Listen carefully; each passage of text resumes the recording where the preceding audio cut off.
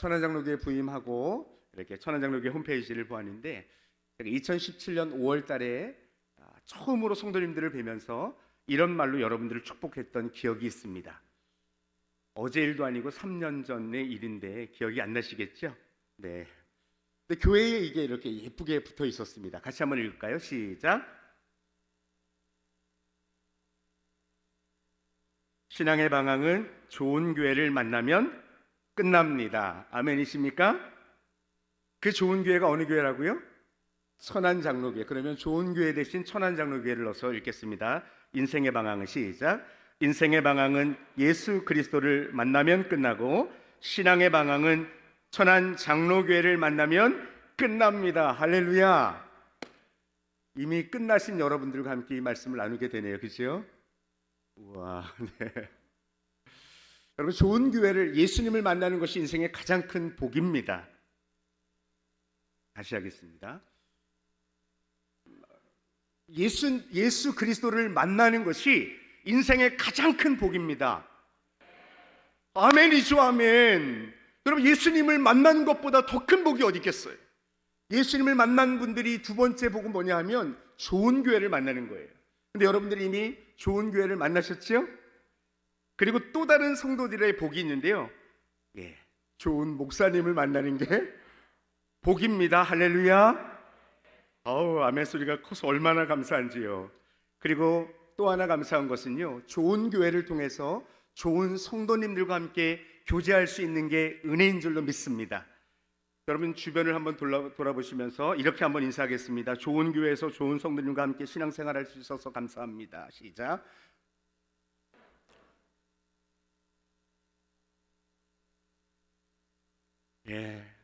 여러분들은 어쩌면 오랜 동안 이 천안장로교회에서 신앙생활을 하시기 때문에 우리 교회가 얼마나 좋은 교회인지 잘 잊고 사시는 분들이 많으신 것 같아요.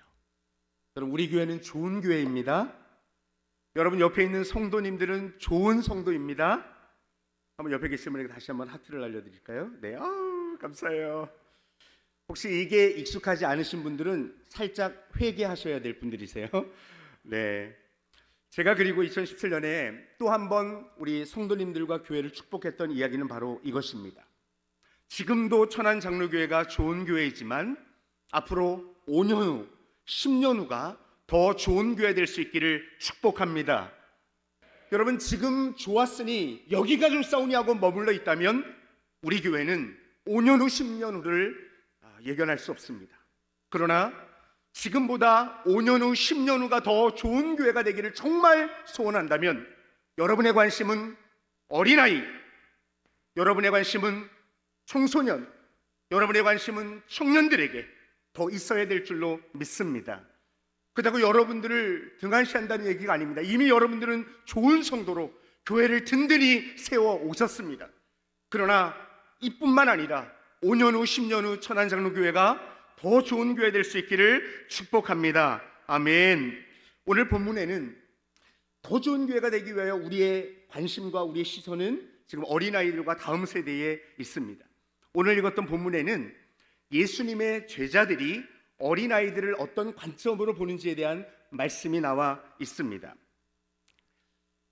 어린아이들을 데리고 왔는데 제자들이 어린아이들에 대해서 어떻게 생각하고 있는지 마가복음의 말씀을 같이 읽겠습니다. 시작.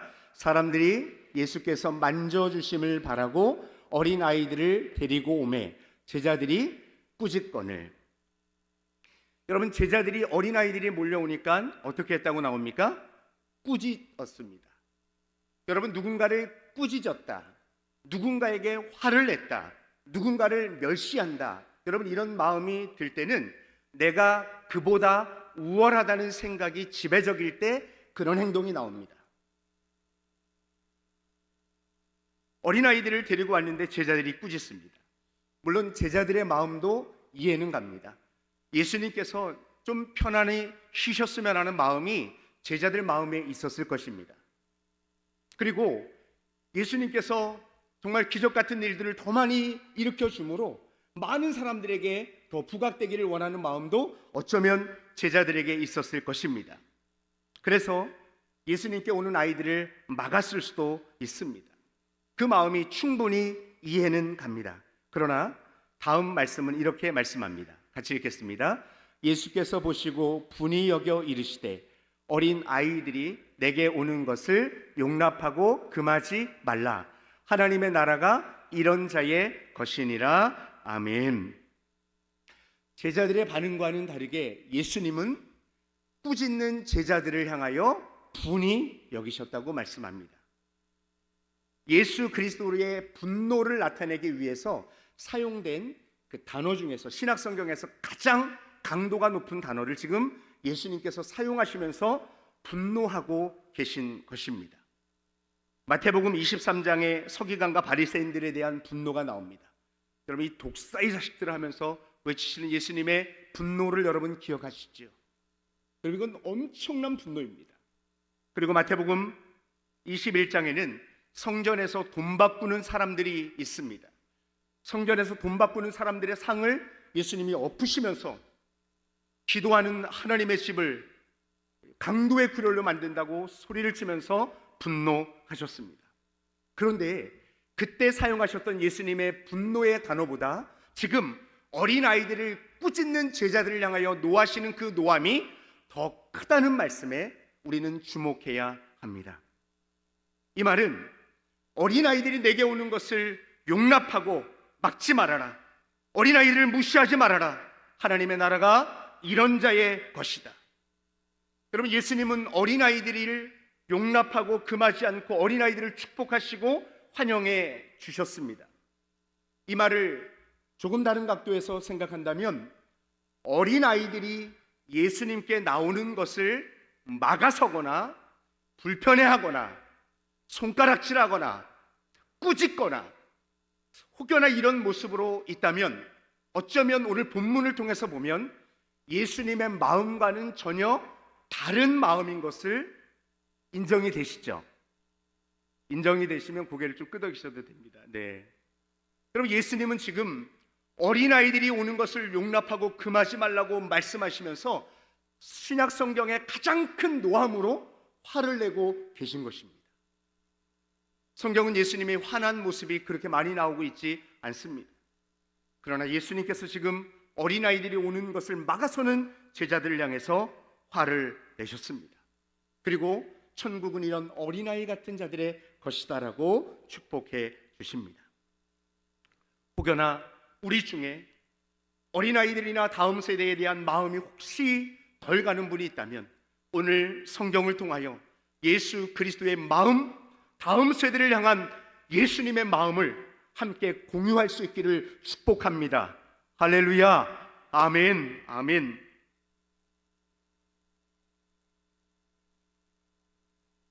실제로 미국의 조지바나 그룹에서 리서치한 결과를 보면 사람들이 그리스도인이 되는 연령이 있는데요, 그래프에서 보는 것처럼 0세에서 14세까지 86%의 사람들이 어렸을 때 그리스도인이 되었습니다.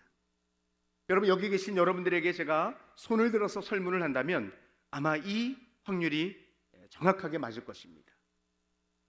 어른이 되어서 30이 넘어서 40이 넘어서 예수님을 믿기는 어쩌면 너무너무 어려운 거예요. 그리고 복음을 전했을 때 한 사람이 예수님을 구주로 믿게 될 확률도, 가능성도 5세에서 12세까지가 가장 높은 것을 보게 됩니다. 100명에게 복음을 전하면 어린아이들은 32명의 아이가 예수님을 영접하는 거예요. 그런데 청소년들에게 전하면 4명만 예수님을 영접하고 어른들에게는 6명만 예수님을 영접하는 거예요.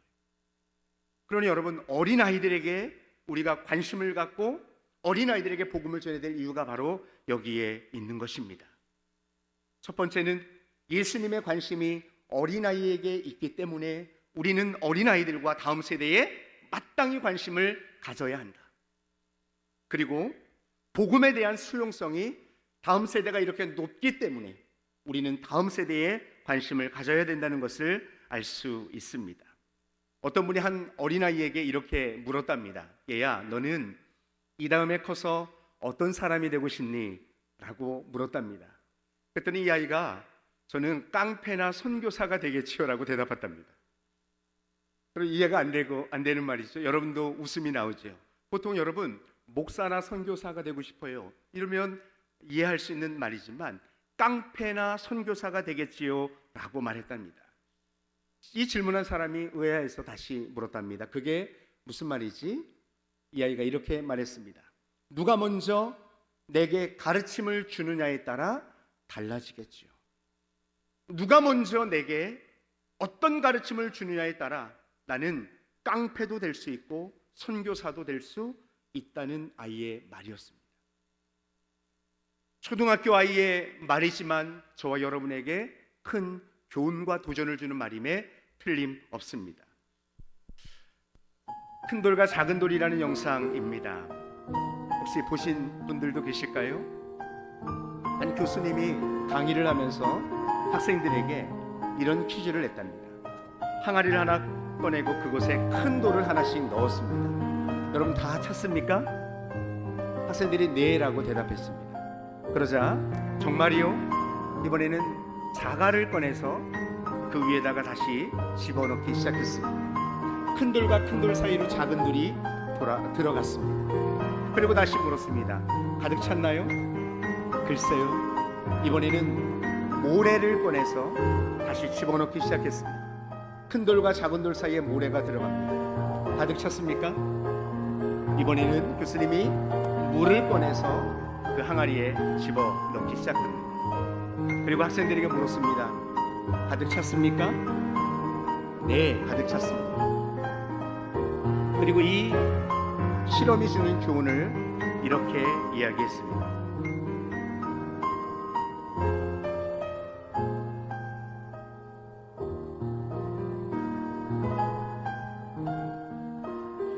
만약 당신이 큰 돌을 먼저 넣지 않는다면 영원히 큰 돌을 넣지 못할 것입니다. 여러분, 큰 돌을 먼저 넣지 못한다면 시간이 지나면 그 큰 돌을 넣을 수 없게 되는 것이죠. 아니, 큰 돌을 넣으려면 이미 안에 있는 것을 다시 꺼내는 작업이 너무너무 어려운 거예요. 저는 이 영상을 이렇게 교훈합니다. 여러분, 인생 항아리가 있습니다. 여러분, 어린아이들의 인생 항아리가 있다고 생각해 보십시오. 100년이라는 인생 항아리에 먼저 집어넣어 주어야 할 것들이 있습니다. 그것은 하나님의 사랑인 줄로 믿습니다. 예수님에 대한 고백인 줄로 믿습니다. 교회 중심의 신앙생활, 그리고 하나님의 말씀을 사랑하는 마음인 줄로 믿습니다.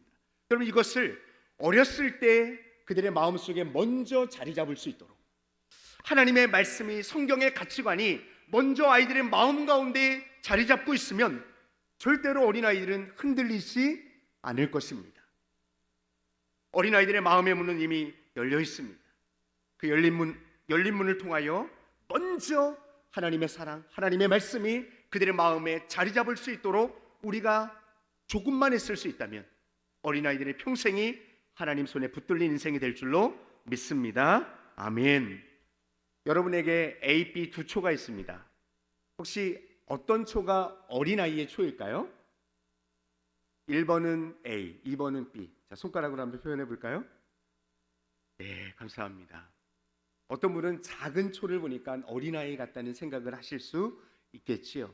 그러나 어린아이의 초는 큰 초가 어린아이의 초입니다.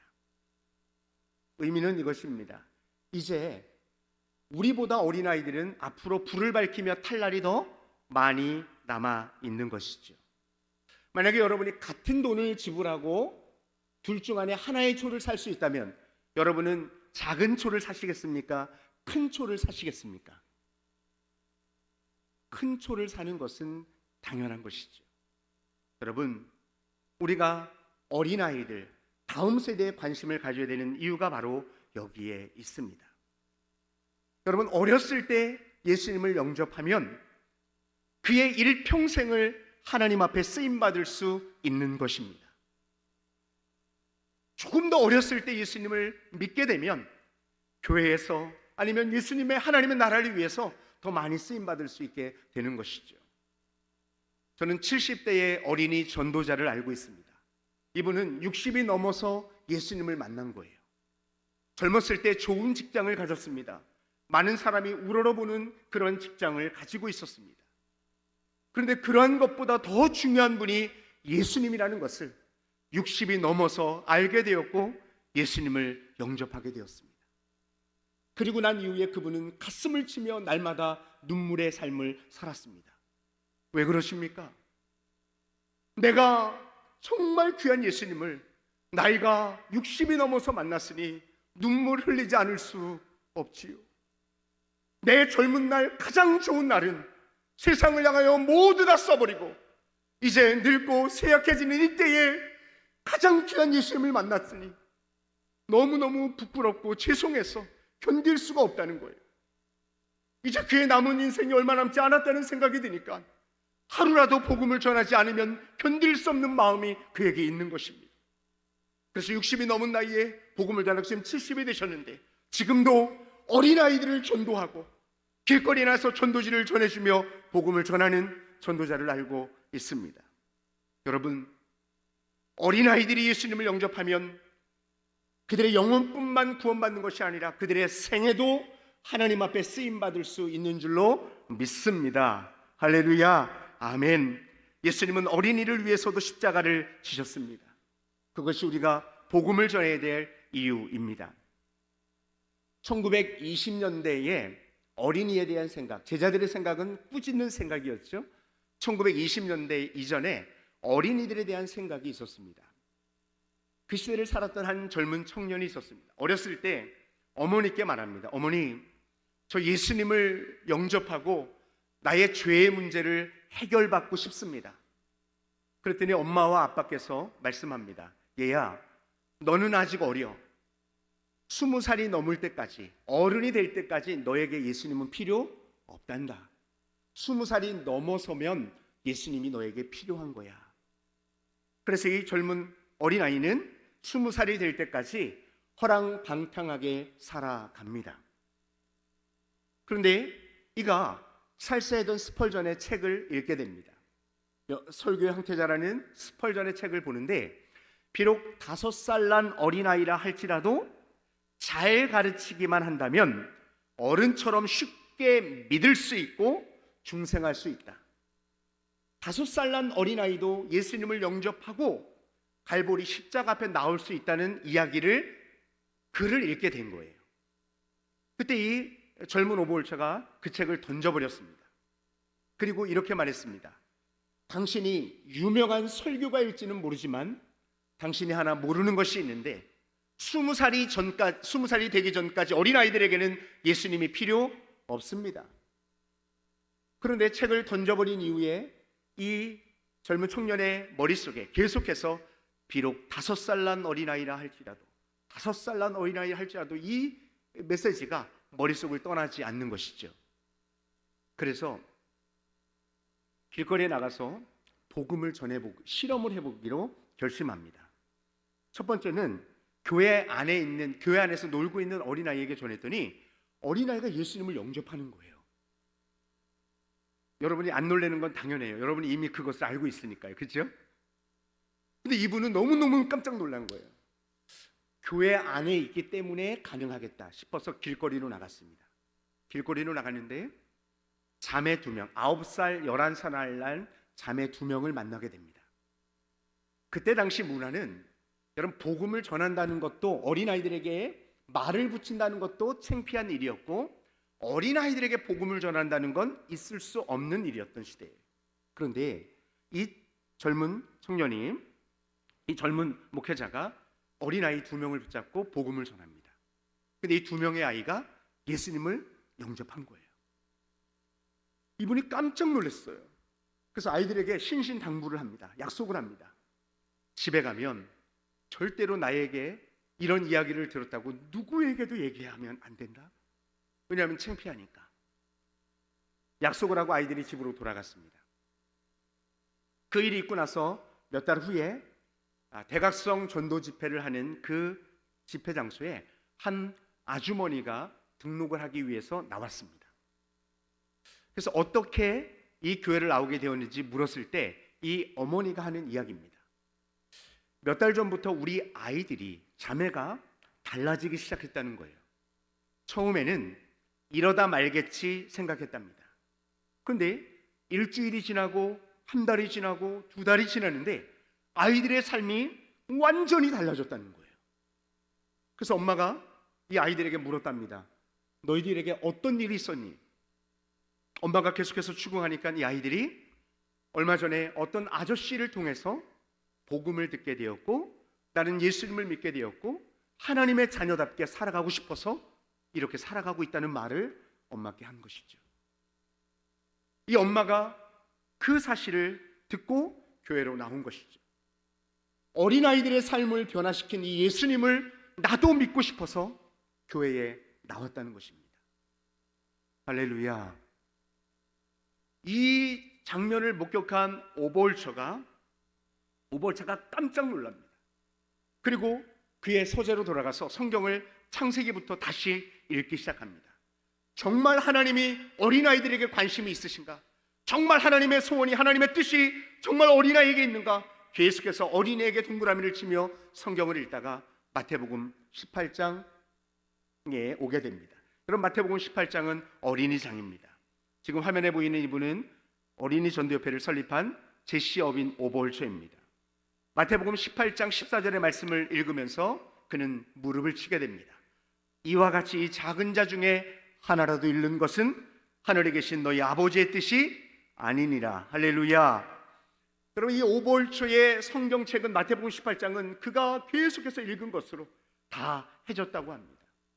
그리고 나서 10년 동안 오볼초가 기도하고 다음 세대의 어린이를 위하여 기도하고 10년 후 1937년 그의 나이 60세가 되었을 때 어린이 전도협회라는 선교단체를 시작하게 됩니다.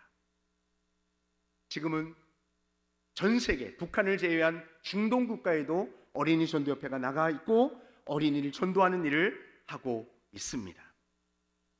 그분의 나이 몇 살이었다고요? 60세 되었을 때의 일입니다. 저는 여러분에게 말씀드리고 싶습니다. 여러분, 어린이는 미래의 성도가 결코 아닙니다. 어린이는 오늘의 성도입니다. 영아부, 유치부, 말도 잘 못하는데요, 유년부 아이들, 초등부 아이들, 중고등부 아이들, 그 아이들이 교회에 어떤 기여를 하죠? 여러분, 그런 것과 상관없이 예수 그리스도를 영접한 하나님의 자녀인 것입니다. 할렐루야. 혹시 여러분에게 어떤 분들이 여러분 교회의 성도는 몇 명입니까? 라고 묻는다면 어른들의 숫자만 이야기하는 분들은 주님의 마음과는 살짝 거리가 먼 분들이에요. 여러분, 교육부서의 아이들도 우리 교회의 성도입니다. 할렐루야. 그래서 여러분, 교육부서에 있는 아이들의 숫자까지 여러분 말해야지요. 어린아이들은 미래의 성도가 아닙니다. 지금도 성도이고 앞으로 5년 후 10년 후 우리 교회에 여러분처럼 일할 주역같이 쓰임받을 수 있는 미래의 일꾼인 것이죠. 미래의 일꾼이지만 지금 성도인 것입니다. 그래서 어린이의 영혼의 무게와 어른의 영혼의 무게는 같습니다. 여러분, 어른 한 명 새로운 것과 어린아이가 새로 교회학교에 새로운 등록한 것과 여러분 그 무게가 똑같다고 여러분 인정이 되십니까? 아멘, 아멘. 어른들의 영혼과 어린아이의 영혼은 같습니다. 영혼의 가치, 영혼의 무게는 동일한 줄로 믿습니다. 여러분, 이것이 바로 예수님의 시각입니다. 그래서 예수님은 성경에 하나님의 세상을 이처럼 사랑하사라고 말씀합니다. 여러분, 하나님이 사랑하시는 대상에 어린아이들이 제외된 것은 결코 아닙니다. 20살 넘은 분들만 하나님이 사랑하지 않습니다. 하나님은 어린아이들도 사랑하십니다. 할렐루야.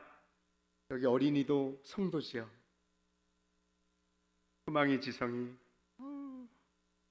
감사합니다. 두 번째, 저희가 생각해 볼 어린이 단어를 생각해 봤는데 이번에는 부모에 대한 생각을 좀 한번 해보고 싶습니다. 여러분, 자녀들을 예수님께 데리고 온 사람들이 있습니다. 누가 여러분 자녀들을 예수님께 데리고 왔을까요? 평행 본문에 보면 부모라는 것을 우리는 쉽게 알 수 있습니다. 다시 한번 읽을까요? 시작. 사람들이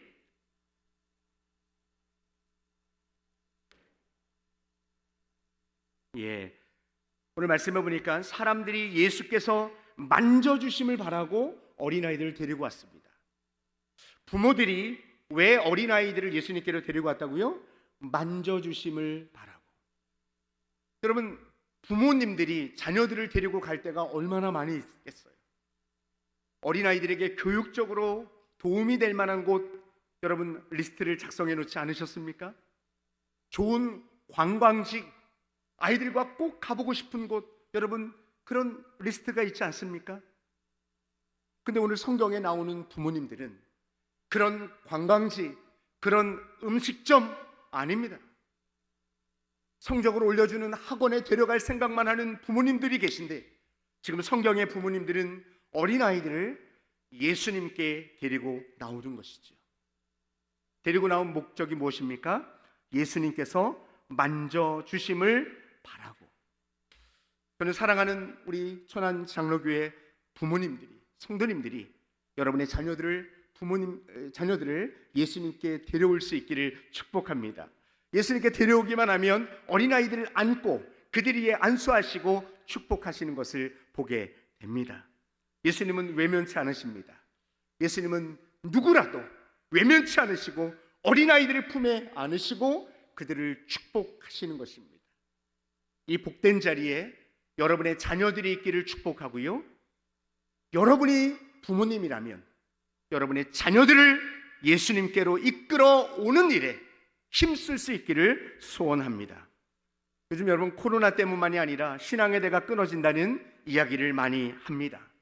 코로나로 인해서, 영상 예배를 인해서 우리의 신앙이 더 해이해지고 멀어지는 결과도 예측되고 있습니다. 시대가 변합니다. 그래서 신앙의 전수가 너무너무 어렵습니다. 사사기의 이야기를 말하면서 하나님을 섬겼던 세대가 사라지고 이제 자기 소견에 옳은 대로 살아가는 사람들이 일어납니다. 그래서 이런 신도롬을 요나단 신도롬이라고 말합니다. 모세의 손자 시대에, 요나단 시대에 할아버지 모세 시대에 그 믿었던 그 신앙을 이어가지 못하고 하나님을 모르고 자기 소견에 옳은 대로 살아가서 신앙의 대가 끊어지는 현상을 이 요나단 신도롬이라고 말합니다. 여러분, 신도롬 이 현상 증상은 국지적일 수도 있습니다. 그러나 팬데믹처럼 전 세계를 휩쓸 수도 있습니다. 그런데 이 신앙의 대가 끊어지는 일들이 실제로 일어나고 있는 것입니다. 종되었던 이스라엘 백성들을 이끌어내셨던 하나님, 또 율법을 주시고 하나님의 말씀대로 살아가게 했던, 계명을 주셨던 하나님, 또 축복을 가나안 땅으로 인도해서 놀라운 축복을 경험했던 이 하나님의 놀라운 은혜들을 자녀들이 모르는 거예요. 그러니 하나님의 역사는 예전에 있었던 일이고 지금은 그들과 상관없이 하나님 없이 살아가는 거예요. 아버지, 할아버지는 열심히 하나님을 찾았고 하나님의 기적을 보았는데 자녀들에게는 하나님이 없는 세대를 맞게 된 것입니다. 여러분, 이런 이야기는 많이 들으셨잖아요. 계주입니다. 릴레이 경기입니다. 릴레이 경기에서 가장 중요한 것은요, 물론 선수들의 기량도 중요합니다. 그런데 미국 육상 선수들의 경험을 본다면 이들의 뛰어난 기량에도 불구하고 몇 번씩이나 메달에서 멀어지는 일이 있었는데 바통 터치에 실패했기 때문입니다. 열심히 전주자가 달려와서 다음 주자에게 바통을 전달해 주어야 하는데 전달해 주지 못한 거예요. 그래서 메달에서 멀어지고 슬피 우는 일이 있게 됩니다. 이전까지 아무리 잘 달려왔어도 바통이 전달되지 않으면 끝나는 것입니다. 어떤 분들은 나 때는 말이야 이러면서 과거에 매여 있는 분들이 있어요. 나 때는 이런 음식 없어도, 이런 선물 없어도 교회 잘 나왔어, 그러면서 딱 막아서는 분들이 있어요. 여러분, 도미노는요, 위치 에너지를 운동 에너지로 바꾸어야 그 다음에 전달되는 것입니다. 근데 딱 가로막고 서서 나 때는 말이야 이런 거 없어도 됐는데 이렇게 가로막아서 위치 에너지를 운동 에너지로 바꿔주지 못하는 분들이 있다면 신앙의 전달은 여기서 끝나는 것입니다. 지금까지 잘 달려오셨습니다. 이제 중요한 것은 믿음의 바통을 다음 주자에게 전달해 주는 것입니다. 여러분, 이런 요나단 신도림 우리 교회에서는 끊어지기를 축복합니다. 신앙의 대가 끊어지는 이 일이 있어서는 안 됩니다. 요나단 신도롬을 이길 수 있는 신도롬은 바디 신도롬입니다. 바울이 디모데에게 신앙을 바르게 전수해서 온전한 믿음의 세대로 세웠습니다. 그래서 신앙이 계속해서 이어지고 또 이어지는 일들이 바로 바디 신도롬이라고 말합니다. 여러분, 이 엄청난 이야기를 누가 했는지 여러분 혹시 알고 계세요? 제가 했습니다. 여러분의 가정이 부모가 바울이 되어야 합니다. 자녀들이 디모데가 되어서 부모님에게 있는 신앙의 바통을 자녀들에게 전달해 주어야지. 교회 학교의 교사들이 우리 교회 학교 아이들에게 신앙의 바통을 전달해 주어야 될 책임이 있는 것입니다. 여러분, 자녀들에게 전달해 줘야 될 것, 가장 중요한 것은 하나님을 섬기는 것을 전달해 주어야 합니다. 오전에 담임 목사님의 말씀을 통하여 신명기의 말씀을 들으셨어요. 여러분, 하나님께서 부모님들에게 주신 가장 큰 명령은 자녀들에게 하나님을 교육하는 것, 내가 믿는 하나님을 믿을 수 있도록 전달해 주는 것, 이게 부모의 첫 번째 책임인 줄로 믿습니다. 너무나 슬프게 이런 조사 결과가 있습니다. 크리스천 학부모 절반이 주일 예배와 학원이 겹쳤다면 학원을 먼저 보내겠다고, 중직자가 57.4%, 일반 성도는 53.5%. 그러니까 절반이나 넘는 교회 성도들이 하나님 말고 학원으로 아이들을 이끌고 가는 거예요. 신앙의 성공보다 세상적인 성공을 위하여 자녀들의 손을 붙잡고 그것으로 자녀들을 이끌어 가는 것입니다. 여러분, 오늘 우리는 성경 본문을 통하여 부모들이 예수님의 만져주심을 바라고 아이들을 데리고 온 것을 여러분 기억하십시오. 여러분이 부모라면, 여러분이 자녀가 있다면 여러분의 가장 큰 사명은 자녀들을 예수님께로 이끄는 것, 예수님의 만져주심을 바라고 아이들을 교회로 이끄는 것인 줄로 믿습니다.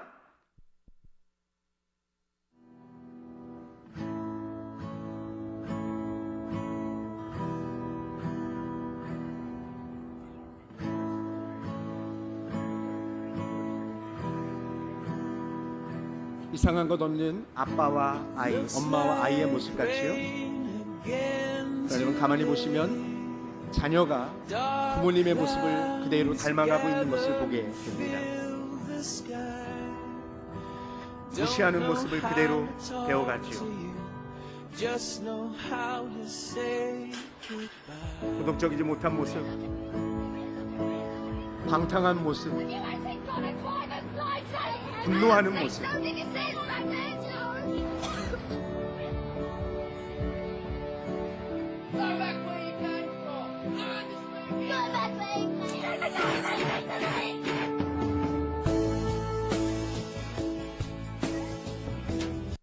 여러분, 이 영상은 참 슬픈 영상이죠. 그러나 우리가 회피할 수 없는 사실입니다.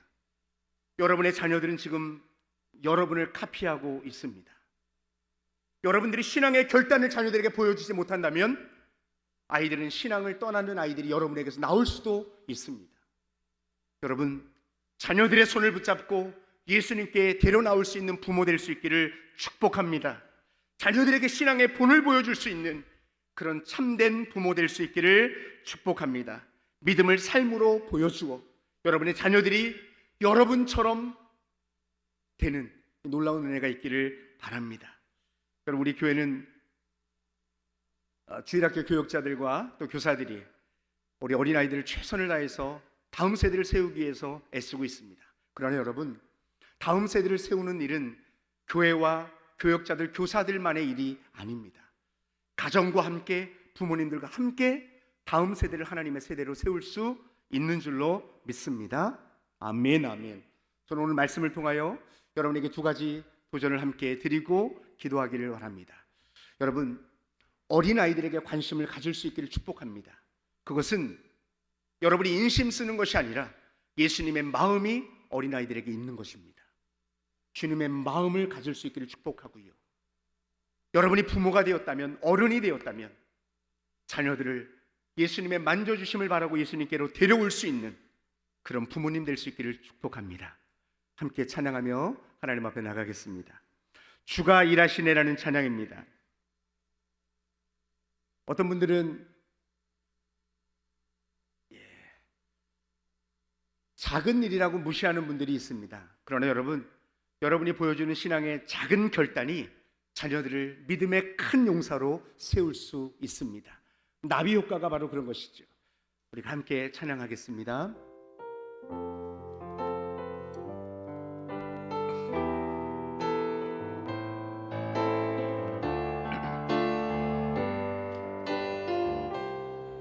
날이 저물어 갈 때, 날이 저물어 갈 때, 빈들에서 걸을 때, 그때가 하나님의 때. 내 힘으로 안 될 때, 빈손으로 걸을 때, 내가 고백해.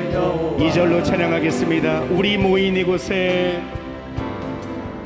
우리 모인 이곳에 주님 함께 계시네. 누리네 아버지 은혜. 성덕과 물고기 내 모든 걸 드릴 때 모두 고백해 여호와 이래. 아멘. 주가 일하시네. 주가 일하시네. 주가 일하시네. 주께 아끼지 않는 자에게 주가 일하시네. 주가 일하시네. 신뢰하며 얻는 자. 주가 일하시네. 주가 일하시네. 주가 일하시네. 주께 아끼지 않는 자에게 주가 일하시네. 주가 일하시네. 신뢰하며 얻는 자에게. 아멘. 우리 시간에 하나님께 함께 기도하겠습니다. 여러분, 가만히 있는 사람을 통하여 주님은 물론 일하실 수 있지만 작은 나비의 날갯짓을 펄럭이는 사람들을 통하여 믿음의 기적을 이루어내십니다. 여러분, 어린아이들에게 관심을 가질 수 있기를 축복합니다. 다음 세대에 관심을 갖고 그들을 향하여 여러분의 기도를 심을 수 있기를, 여러분의 눈물을 뿌릴 수 있기를 소원합니다. 여러분이 부모가 되었다면 자녀들을 그리스도께로 이끄는 일에 여러분의 삶을 드릴 수 있기를 소원합니다. 할렐루야. 이 시간 기도할 때 어린아이들에게 관심을 갖는 제가 되게 해주십시오. 부모로서의 사명, 우리의 자녀를 예수님께로 이끄는 부모가 되게 하여 주십시오. 우리 두 가지 기도 제목을 가지고 우리 주여 한번 부르고 합심하여 하나님 앞에 기도하겠습니다. 주여. 살아계신 아버지 하나님, 주님이